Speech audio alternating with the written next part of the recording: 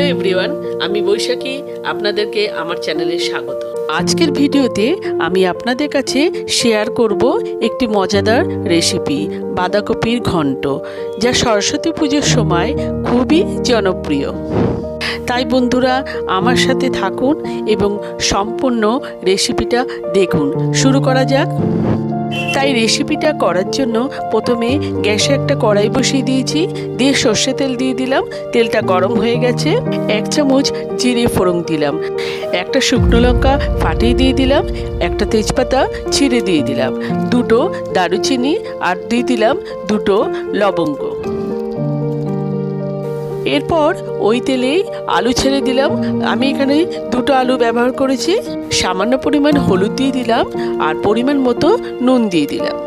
দিয়ে আলুটাকে নাড়াচাড়া করে ঢাকা চাপা দিয়ে দেবো।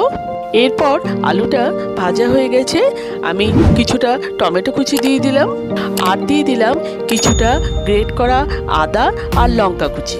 এরপর টমেটোটা মজে গেলে আমি কিছুটা পরিমাণ কড়াইশুঁটি দিয়ে দিলাম। বাঁধাকপি রান্নাতে কড়াইশুঁটি দিলে এর স্বাদ কিন্তু অনেকটাই বেড়ে যায়। এরপর দিয়ে দিলাম 1 চামচ জিরে গুঁড়ো আর দিয়ে দিলাম 1 চামচ ধনে গুঁড়ো আর দিয়ে দিলাম 1 চামচ লঙ্কা গুঁড়ো। ঝালটা আপনাদের নিজেদের পছন্দ মতো দিয়ে দেবেন। এরপর মশলাটাকে ভালোভাবে আলুর সাথে মিশিয়ে নিয়ে ধুয়ে রাখা বাঁধাকপি আমি দিয়ে দিলাম। বাঁধাকপির সাথে ভালোভাবে মিক্স করে দিলাম। বন্ধুরা, শীতকালে এই কড়াইশুঁটি দিয়ে নিরামিষ বাঁধাকপির ঘন্ট নিশ্চয়ই সবাই পছন্দ করেন।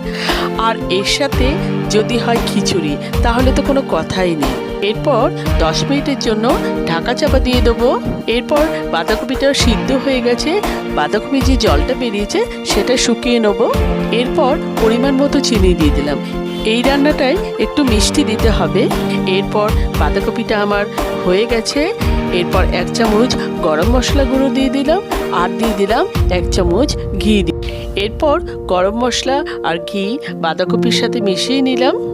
বন্ধুরা, সরস্বতী পুজোর দিন ভোগের খিচুড়ির সাথে ভোগের এইরকম বাঁধাকপির ঘন্ট বানাতে হবে, তবেই খেতে খুব ভালো লাগবে। এরপর রান্নাটা আমার রেডি হয়ে গেছে, এবার সার্ভ করে নিলাম। তাই আপনারা এইভাবে বাড়িতে বানান, আশা করি আপনাদেরও ভালো লাগবে। আপনারা যারা আমার ভিডিওটা যে যেখান থেকে দেখছেন তাদের পাশে থাকার অনুরোধ রইল। Till then, take care, bye by.